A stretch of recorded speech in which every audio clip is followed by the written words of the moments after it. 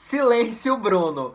Oi, meus picturescos, tudo bem com vocês? Eu sou Rafael Viana e sejam muito bem-vindos a mais um vídeo aqui no meu canal.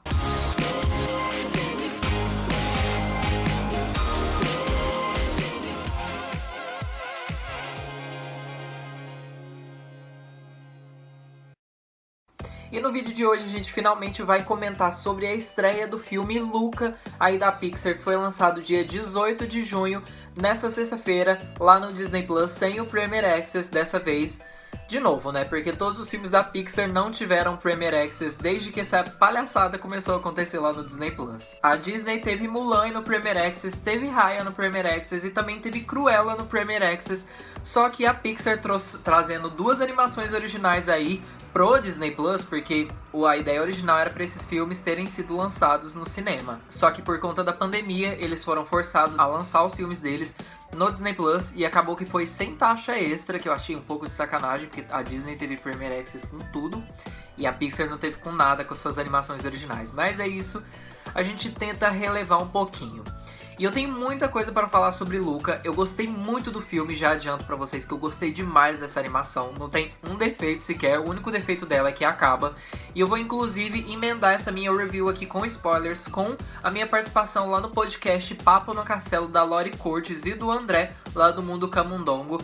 Eu participei ao lado do Lucas, lá do Camundongo, e a gente falou sobre tudo que a gente gostou lá do filme do Luca. Então, quando lançar o episódio, eu vou deixar linkado aqui na descrição também, pra vocês darem uma passadinha lá, porque eu tô emendando muita coisa que eu disse aqui com o que vai estar lá no podcast. Então, vamos começar. Não se esqueçam de se inscrever aqui no canal e já deixar o seu like aqui embaixo. E também deixar o seu comentário aí, o que vocês acharam de Luca, se vocês se decepcionaram. Espero que não, porque todo mundo vai ser banido aqui no canal se não tiver gostado. Tô brincando, mas comentem tudo aí o que vocês acharam do filme, porque esse vídeo aqui é com spoilers. Pra começar, eu quero dizer que eu gostei muito do filme. O filme me surpreendeu bastante. A gente já tava com a ideia já que Luca seria uma história mais simples e acabou que foi mesmo, muito mais simples do que eu pensava. Só que foi um simples muito bom, porque a história funcionou muito bem. Não é porque a história é simples que ela vai ser boa.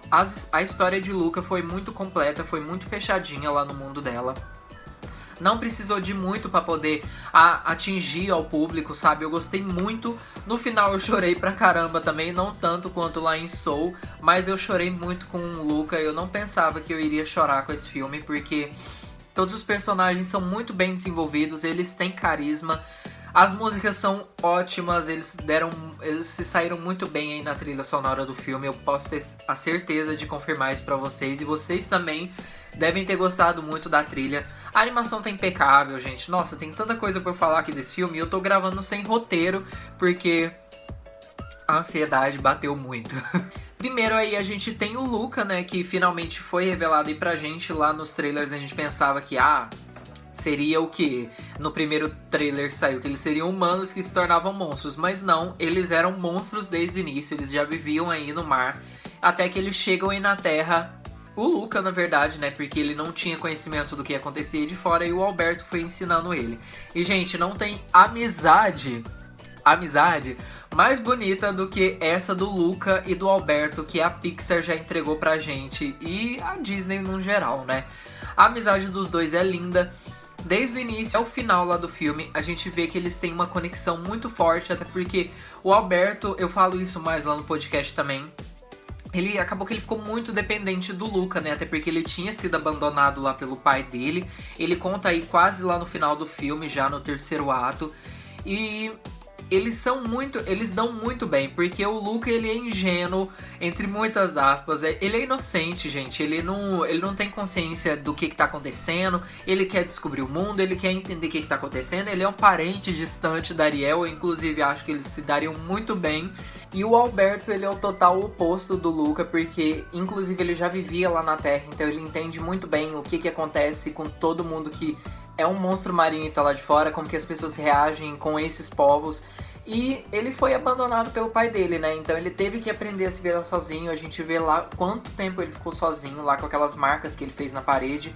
Então eu achei que foi muito bonito e muito sincero, e o Enrico ele acertou na medida certa, porque esse filme ele é muito calmo, ele foi baseado aí, ele tem referência sim aos filmes do Ghibli, até porque o nome aí da cidade, Porto Rosso, faz referência àquele filme lá do Ghibli, o Porco Rosso. Então a gente tem muito aqueles momentos que os personagens não falam nada, principalmente naquela cena que o Luca sai da água pela primeira vez e a gente vê aqueles flashes lá mostrando as paisagens com a musiquinha calma. Então a gente vê que foi colocado sim muito amor nesse filme, não que os outros filmes da Pixar e da Disney não tenham sido colocados isso, mas aqui a gente vê uma forma diferente de fazer um filme. Porque Luca não tenta ser maior do que a vida, assim como Soul e Frozen 2. E mesmo que esses filmes falhem, assim como Frozen 2, que eu sempre trago de exemplo aqui no canal, porque ele sim tentou ser maior do que tudo que um filme da Disney tentou antes, e ele falhou miseravelmente, infelizmente, porque eu gosto muito de Frozen. E Luca trouxe uma maneira diferente de contar uma história. Ele é um filme simples, ele conseguiu atingir o público, ele tem coração. E, gente, não existe esse negócio de padrão Pixar. Esse filme, ele é diferente e é um diferente bom. Não existe esse negócio de padrão Pixar. Até parece que a Pixar é obrigada, toda vez que ela lança um filme, a atingir o público adulto, a fazer um filme para os adultos. Até porque a animação é coisa de todo mundo. Não existe esse negócio de coisa de criança e coisa de adulto. Você não pode gostar mais de uma coisa só porque ela é desenhada. Não faz sentido, e eu nem quero entrar nessa pauta, porque senão eu vou ficar falando aqui por muito e muito tempo. Mas Luca acertou na medida certa. Eu acho que ele cumpriu o que ele prometeu. Quando lançou informações do filme, a gente especulou de que poderia ser uma rivalidade entre o mundo dos humanos e o mundo dos monstros. E poderia ser essa história? Poderia ser muito bem essa história no filme. Mas quantos filmes que já não tiveram essas histórias, gente? A gente já teve isso em todo lugar. E um bom exemplo, de novo, é no Frozen 2, que a gente tem essa rivalidade aí lá dos Nortralda e sei lá mais quem, aquele povo lá do mato, que eu já nem lembro o nome mais, que foi tão mal desenvolvido, a gente nem viu essa briga que durou anos e anos para fazer a floresta inteira se fechar com esse povo dentro. A gente não sente que tem essa rivalidade lá no filme. Então a gente vê que isso funcionou em Luca, apesar de ser uma história simples. A história é muito boa, os personagens são bem desenvolvidos, eles têm características, a gente consegue ao mesmo tempo que odiar o Hércules lá, que é o grande vilão do filme. A gente tem personagens maravilhosos que foram quebrados totalmente de expectativa pra gente, que foi o Máximo, que é o pai da Julia lá, que nos trailers a gente via que ele era um cara carrasco, e o Alberto até chega a comentar isso lá no filme depois, que ele não é aquilo que ele parece, ou na verdade, ele é aquilo que ele parece, porque ele não tem um braço, então ele deve ter perdido esse braço dele lá numa batalha contra os monstros. Ele vai querer caçar o Luca e o Alberto, ele é um cara ruim, a Julia é maltratada, coisas assim. Julia maltratada foi meio extrapolação, mas vocês entenderam. E a gente vê que foi totalmente o contrário lá no filme, porque o Máximo é um amor de pai, ele trata muito bem a Julia, e ele praticamente adota o Alberto lá no final do filme. A gente vê isso meio que sendo construído durante o filme, durante essa narrativa.